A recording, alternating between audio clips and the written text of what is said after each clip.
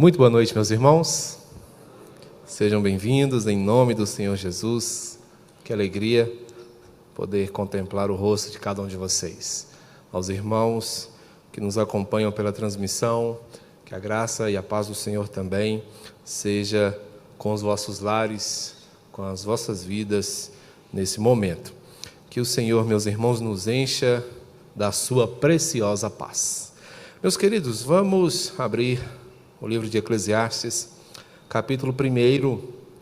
Nós estamos, desde o último domingo, expondo o livro de Eclesiastes. Caminharemos nessa passagem por algumas semanas, entendendo, com base na sabedoria dada pelo Senhor a seu servo Salomão, buscando entender a vida, compreender quais são as suas perspectivas. Eclesiastes capítulo 1, a partir do verso de número 12. Eclesiastes 1, do verso 12 até o verso 18. Os irmãos podem permanecer assentados, no entanto, participem da leitura com toda reverência e amor, compreendendo o que leem, não o que escreve o homem, mas o que diz o Senhor. E assim lemos: Eu, o pregador, venho sendo rei de Israel em Jerusalém. Apliquei o coração a esquadrinhar e a informar-me com sabedoria de tudo quanto sucede debaixo do céu. Este enfadonho trabalho impôs Deus aos filhos dos homens para nele os afligir. Atentei para todas as obras que se fazem debaixo do sol, e eis que tudo era vaidade e correr atrás do vento. Aquilo que é torto não se pode endireitar, e o que falta não se pode calcular. Disse comigo: eis que me engrandeci e sobrepujei em sabedoria a todos os que antes de mim existiram em Jerusalém. Com efeito, o meu coração tem tido larga experiência da sabedoria e do conhecimento. Apliquei o coração a conhecer a sabedoria e a saber o que é loucura e o que era estultícia, vim a saber que também isto é correr atrás do vento. Porque na muita sabedoria há muito enfado, e quem aumenta a ciência, aumenta tristeza. Senhor Deus, Pai de misericórdia, ensina-nos por amor de Ti mesmo. Fala ao coração da Tua igreja nesse momento, em nome de Jesus. O poema de Carlos Drummond de Andrade, intitulado O Tempo, poema que compõe um de seus álbuns, chamado E Agora, José, traz para nós os seguintes dizeres: quem teve a ideia de cortar o tempo em fatias, a que se deu o nome de ano, foi um indivíduo genial. Industrializou a esperança, fazendo-a funcionar no limite da exaustão. 12 meses dão para qualquer ser humano se cansar e entregar os pontos. Aí entra o milagre da renovação e tudo começa outra vez, com outro número e outra vontade de acreditar que daqui para adiante tudo vai ser diferente. Para você, desejo o sonho realizado, o amor esperado, a esperança renovada. Para você, desejo todas as cores desta vida, todas as alegrias que puderem sorrir, todas as músicas que puderem emocionar. Para você, neste novo ano, desejo que os amigos sejam mais cúmplices, que sua família seja mais unida, que sua vida seja mais bem vivida. Gostaria de lhe desejar tantas coisas, mas nada seria suficiente. Então desejo apenas que você tenha muitos desejos, desejos grandes, e que eles possam mover você a cada minuto ao rumo da sua felicidade.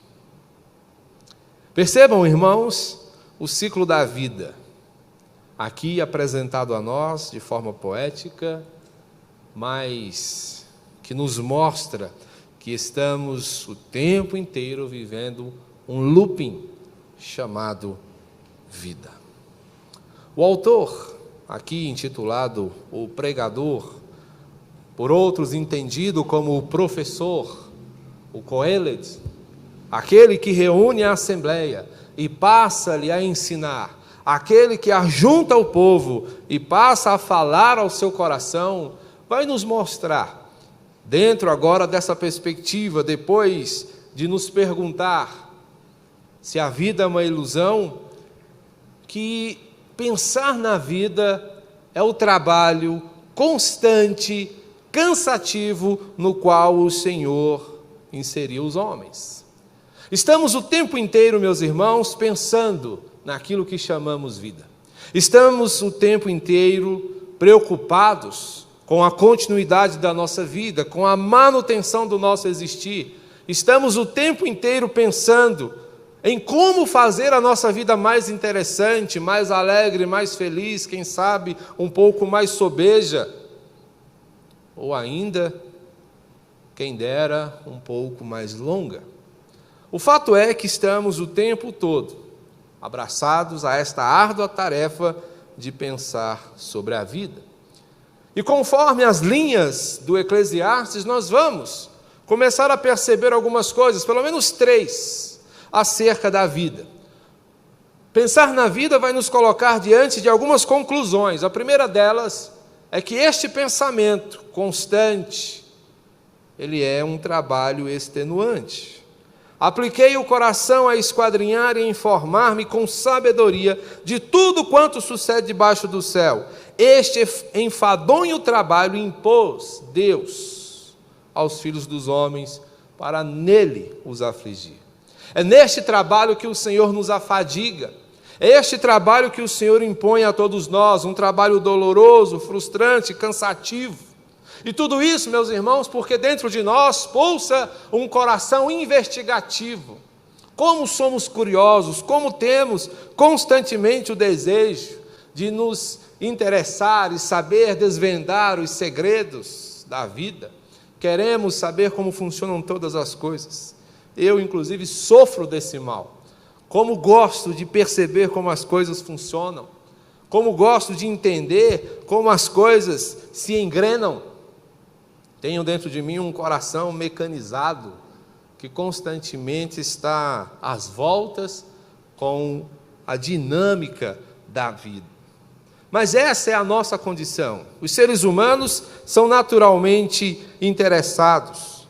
Mas, ao longo da vida, percebemos a condição decepcionante do conhecimento, porque, não obstante conheçamos e sigamos querendo, desejando conhecer, percebemos que, por mais que acumulemos o conhecimento, ele é inalterante. Salomão chega a um ponto da sua vida em que ele diz: olha, entendi tudo, venho sendo rei em Jerusalém. Na sua época, Jerusalém não era um reino dividido, era apenas o Israel de Deus. O trono ficava em Jerusalém. Depois, com a divisão, Jerusalém passou a ser a capital de Judá. Mas nos dias dele, ele reinava sobre todo o reino, sobre todo lugar onde os filhos do Senhor habitavam. E a sua perspectiva foi a de se aprofundar no conhecimento, a de estudar as coisas, a de procurar conhecer como tudo funcionava. E ele apenas percebeu que não bastava conhecer. A despeito de todo o enriquecimento intelectual que ele possuía, de toda a sabedoria que o Senhor lhe conferiu, ele não podia alterar nada. As coisas continuavam seguindo o seu curso. E ele se via então numa gangorra de emoções, ora excitado, ora enfadado. E o que ele percebeu é que a sabedoria o colocou diante de uma grande ironia, pois lhe mostrou a nulidade das coisas e o levou a uma triste constatação: nós somos nada. Portanto, pensar na vida é um trabalho extenuante, mas é também uma tarefa humilhante. O verso 14 vai nos dizer: atentei para todas as obras que se fazem debaixo do sol, e eis que tudo era vaidade e correr atrás do vento. Mais uma vez, o verbo rebela aparece aqui, o termo, para nos mostrar que a vida, para nos fazer lembrados que a vida é um mero vapor, que a vida é brevíssima, que tudo é extremamente efêmero. E com essa efemeridade da vida vai-se também o nosso orgulho, do qual ele vai falar acerca da sua inutilidade. Atentei para todas as obras que se fazem debaixo do céu. Tudo que os homens podem realizar, seus diplomas, suas formações, suas capacidades, as nossas ostentações, não é? Nos definimos por aquilo que fazemos melhor. Eu sou o que eu faço. Médico, enfermeiro, mecânico, enfim. O que eu sou. É assim que nós nos definimos. Mas as nossas carreiras, por mais intensas e brilhantes que sejam, são passageiras, são transitórias. Nossas construções são abaláveis, nossa influência, por mais forte que possa ser em determinado tempo, ela é fugaz, ela passa. Possui uma importância meramente comum, a segurança na qual nós nos agarramos tanto é imensamente frágil, o sentido da vida é irresoluto, porque ele não é definitivo. E não serve também para que as coisas se definam. Então a constatação do Eclesiastes é entender que não adianta nada ser alguém, porque por mais que você seja alguém, você continua sendo ninguém.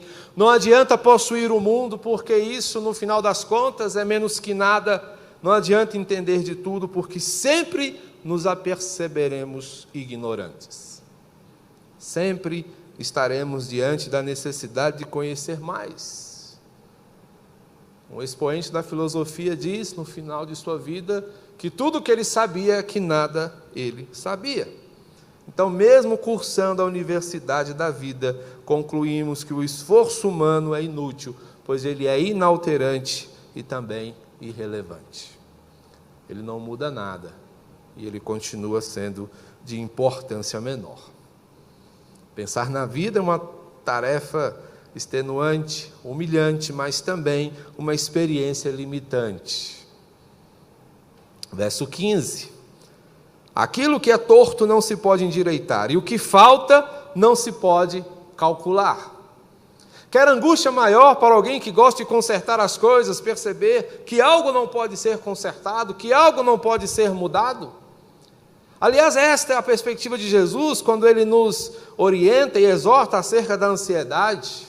Você não pode aumentar o curso da sua vida, você não pode esticar a durabilidade da sua existência. Percebemos assim nas palavras do pregador que todo conhecimento do mundo é insuficiente.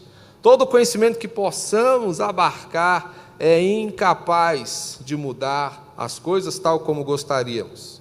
Não conseguimos, por mais inteligentes que sejamos, e até somos, mas por mais que uníssemos as nossas potências cerebrais, não conseguiríamos resolver os dilemas humanos. Ainda estaríamos às voltas com questões como vida após a morte, que sem fé é impossível compreender adequadamente. Ainda estaríamos envolvidos com o mistério, do envelhecimento, do adoecimento. São coisas que nós queremos evitar, mas que constantemente continuam sobrevindo a cada um de nós. Quando jovens, achamos que nunca vamos envelhecer, e quando velhos, pensamos, puxa vida, como passou depressa. Não obstante estejamos sempre angustiados com essas questões, elas continuam o seu ritmo, fazendo o seu trabalho. E o que nós lutamos para manter, acabamos perdendo, e nem podemos calcular o que perdemos, porque enquanto achamos que estamos ganhando, estamos perdendo as coisas mais importantes, mais valiosas da nossa própria vida. E o mais triste de tudo isso é que nem podemos calcular. Philip Hayek, um comentarista de Eclesiastes, chega nesse ponto e diz: há uma conta na caminhada humana que não fecha. Não fecha. Perdemos mais do que achamos que estamos ganhando. Quanta tristeza, conclui o Eclesiastes. Na muita sabedoria há muito enfado, e quem aumenta a ciência aumenta a tristeza. Sobre isso, um pastor nosso, foi meu professor, é pastor aqui em Brasília, Emílio Garófalo Neto, um escritor que eu tenho admirado profundamente, tenho lido e acompanhado um livro que ele escreveu sobre o Eclesiastes, que tem nos ajudado aqui nessas exposições. Escreveu também um artigo intitulado sobre leões e Lamborghinis, está na internet. Leia, é muito interessante. E ele aborda que quanto mais nós conhecemos, quanto mais nós nos informamos, mais nós sofremos. Porque quanto mais informação você possui, e isso aqui não é um desencorajamento a você se inteirar das coisas, mas o fato é que quanto mais nós conhecemos, mais nós somos impactados com as dificuldades humanas. E esse é o fato. Então, o Eclesiastes está aqui dizendo, olha, conheci muita coisa, soube de muita coisa, mas o que eu concluo diante de todo esse conhecimento é que a minha ciência me trouxe cada vez maior tristeza. Porque a partir do momento que somos inteirados, informados, capacitados, nós também compreendemos e conscientemente reconhecemos o peso da vida, a sua tortuosidade, que por mais que esta nos incomode, nós não podemos mudar. Ela segue torta, ela segue difícil, ela segue pesada, ela segue intensa e a gente não pode fazer nada. Dentro desse álbum de Carlos Drummond de Andrade há um poema, E Agora, José?, onde ele pergunta a José, e agora, José? O samba acabou, o bonde não veio, já era. E agora, José? Essa é a pergunta que muitas vezes nós nos fazemos, e agora? Pensar na vida, um trabalho extenuante, uma tarefa humilhante, uma experiência limitante. E é só isso, pastor? Ficamos com essas indagações, ficamos com essas perturbações em nosso coração? Como sempre, meus irmãos, a palavra do Senhor, ela nos aperta, ela nos arrocha, mas ela também nos dá a sua esperança. E aqui também há, meus irmãos, esperança para o nosso coração, porque a insolação a que estamos sujeitos, caminhando deste lado do sol, caminhando nesse mundo imperfeito, caminhando nesse mundo aflitivo, pode ser redimida, pode ser tratada. E aqui, meus irmãos, é o redimir do pensar sobre a vida. Como nós fazemos isso? Como é que eu posso redimir esses meus pensamentos sobre a vida, que me colocam diante do cansaço de um trabalho inesgotável, de uma tarefa que me humilha, de uma tarefa que tira de mim qualquer perspectiva de autovalorização e que também me mostra o quanto eu sou limitado? É que pensar sobre a vida ganha contornos especiais quando nós transformamos esse pensar em algo eterno. Então pense eternamente. Cornelius Van Til vai dizer que nós devemos pensar os pensamentos de Deus após Ele.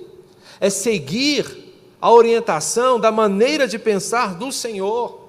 É buscar nele uma pré-compreensão para tudo o que nós estamos enfrentando, encarando, conhecendo neste mundo. A perspectiva do pregador é nos mostrar que enquanto nós tentarmos entender o mundo à nossa volta, com base nas nossas próprias capacidades, com base no nosso próprio entendimento e força, nós estaremos sempre perdidos e confusos e findaremos assim, cansados, humilhados e limitados. Mas quando orientados pela mente do Senhor, aí a coisa muda de figura. Porque quando você busca compreender o mundo com base nas explicações de quem criou o mundo, a coisa fica muito melhor. Aqui está, meus irmãos, a importância da revelação especial. O que deve haver em nós é o interesse pela orientação, pela explicação do Senhor acerca de como tudo funciona, de como nós devemos caminhar e gerenciar esse mundo. O homem sofre desnecessariamente porque ele quer resolver sozinho, como a criança que no primeiro dia de aula já disse que sabe escrever, somar e dividir. Somos muitas vezes como essas crianças, que dizemos a Deus, eu sei, e no final nós acabamos nos apercebendo que não sabemos nada. Então é conhecer o pensamento do Senhor, é desenvolver em nós a beleza de uma fé científica, de uma perspectiva de um coração que crê e a partir da sua fé entende, para fugirmos então da desgraça de uma fé descrente, que quer primeiro entender para então poder acreditar.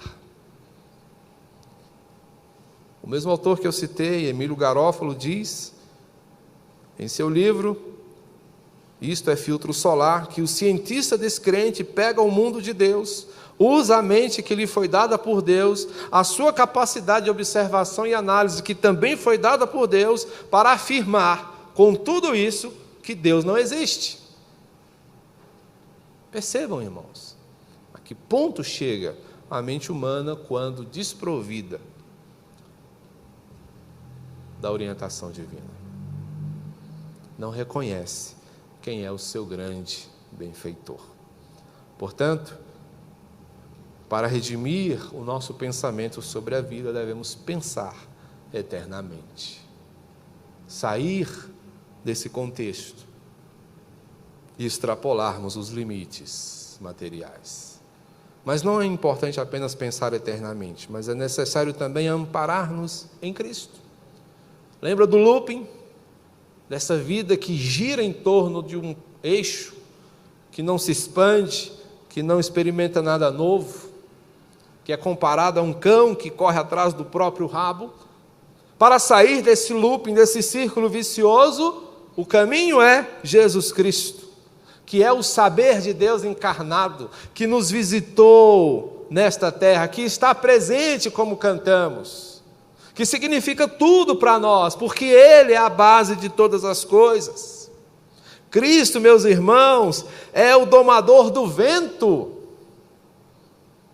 Cristo é capaz de colocar uma coleira no vento e dizer, você vai para cá e você não vai para lá. Quem é este que até o mar e o vento lhe obedecem? Mateus 8. Ele é a personificação da sabedoria. É Ele quem nos traz, irmãos, relacionamento e vida com a sabedoria. Portanto, é importante que nós coloquemos a agonia do nosso coração nas mãos do Senhor. Tratemos esse coração agoniado por meio do seu amor. Que essa busca infrutífera, de saber cada vez mais, não vai dar em nada se for feita fora de Deus.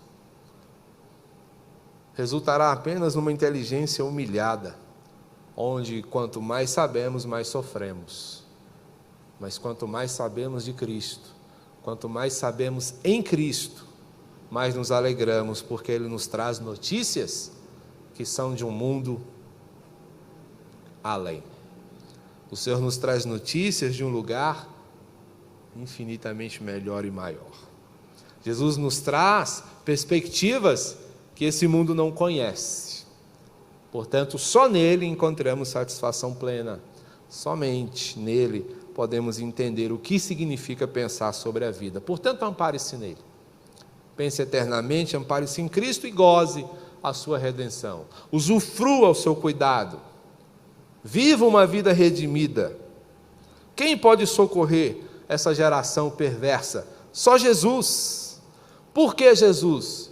Porque Jesus é maior que Salomão. Olha só, Mateus 12, verso 42. A rainha do sul se levantará no juízo com esta geração e a condenará. E olha só o que ela vai dizer. Veio dos confins da terra para ouvir a sabedoria de Salomão.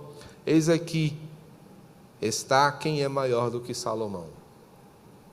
Sabemos que a rainha do sul foi visitar Salomão para aprender com ele. Salomão, ele é, entre outras coisas, algo muito importante que eu queria dizer para você. Salomão é o máximo que a humanidade pode atingir. Não houve nem haverá, depois de Salomão, um homem tão sábio quanto ele. Então, portanto, é importantíssimo entender o que ele está nos dizendo aqui. Se ele chega a dizer, olha, o que eu sei aqui é o seguinte, não há muita sabedoria, há muito enfado. e muita tristeza, é para dizer-nos que, não obstante um homem possa extrapolar em muito a média de sabedoria dos seres humanos como um todo, ele sempre será limitado. Então, o máximo que podemos chegar é aonde Salomão chegou. E nem Salomão conseguiu resolver os maiores dilemas da vida. Resolveu muita coisa, entendeu muita coisa, abençoou muita gente. Foi um servo de Deus exponencial, mas ele continuava sendo um homem limitado. Mas Jesus, ele extrapola a capacidade de Salomão. Jesus é infinitamente maior que ele. Portanto, quem tem Jesus tem tudo. Quem tem Jesus não precisa ficar preocupado em ser como Salomão, em ser como fulano de tal, em ficar se comparando, em ficar, puxa vida, e agora? O meu espaço, o meu lugar, será que eu chego? Será que eu não consigo? Será que eu faço? Será que eu não faço? Você tem Jesus. Se você tem Jesus, goze a redenção. Usufrua do que Ele trouxe para você. Jesus é incomparável, não o despreze, não o troque por qualquer filosofia. Não deixe de ouvir Jesus para ouvir quem quer que seja, por mais famoso que possa ser, por mais que suas palestras, seus coachings sejam marcados por inúmeros seguidores. A mensagem de Jesus é infinitamente mais poderosa. A sabedoria humana tem limites, mas Cristo é infinitamente sábio, porque Ele é a fonte de toda a sabedoria. Cristo é quem estava ajudando e auxiliando Salomão, Moisés, Davi, tantos outros homens. Nada do que foi feito sem Ele, porque Cristo é Deus falando, Cristo é Deus fazendo, Cristo é Deus ensinando. Saia da caixa, saia debaixo do sol, porque a resposta está acima do sol. A resposta é Cristo Jesus. Só nele, por meio dele e com ele, nós atingiremos outros níveis. Só com ele, irmãos, nós poderemos resolver as angústias que nos acossam há tempos. Só com ele nós seremos capazes de superar os limites que nos são impostos. Portanto, se pensar na vida é um trabalho cansativo, uma tarefa humilhante, uma experiência limitante, entenda, pense eternamente, ampare-se em Cristo e goze da sua redenção. Experimente a vida que Cristo trouxe da eternidade para você. Que Deus te abençoe, que Ele possa tranquilizar seu coração, e Ele pode, que Ele sustente a sua fé e a sua vida, e te envolva da mais completa sabedoria. Vamos orar? Bendito Senhor, Salvador nosso, te agradecemos, te louvamos, te adoramos, te reconhecemos, ó Deus, como nosso Salvador, como nosso Senhor, como nosso galardoador. Ensina-nos, ó Deus, a pensar na vida de modo coerente, com a cabeça na eternidade, com o coração, ó Deus, firmado em Teu amor, com a alegria de uma vida redimida, experimentando, meu Deus, os auspícios da Tua paz. Seja, meu Deus, com os meus irmãos nesta noite. Vez por outra, Senhor, todos nós nos angustiamos ao pensar na vida, ao nos preocuparmos com a sua manutenção, ao enchermos-nos, ó Deus, tantas vezes de dúvidas, mas o Senhor, meu Pai, é quem traz dos altos céus, onde o Senhor habita, a paz sobre nós. Que seja esta paz, ó Deus, que nos ampare dia após dia e nos sustente por Teu amor precioso. Eu oro agradecido por Tua igreja e peço, ó Deus, ao Senhor, que caminhe com o Teu povo, para que ele seja instruído, sábio, diferencial, para que enquanto, ó Deus, estivermos aqui, o Teu nome seja honrado, vidas sejam abençoadas, e experimentemos, ó Deus, a alegria, ainda aqui, que nos aguarda, nos céus, aonde o Senhor habita. É no nome de Jesus que te fazemos esta oração. Amém. E que a graça de nosso Senhor e Salvador Jesus, o amor de Deus, o nosso Pai, o consolo, orientador e poderoso do Espírito Santo seja com o povo do Senhor, capacitando-o a uma vida plena, verdadeira, frutífera, até aquele dia em que Ele mesmo há de vir dos altos céus para buscar a sua igreja e esta finalmente com Ele reinar por todo sempre, pelos séculos dos séculos. Amém.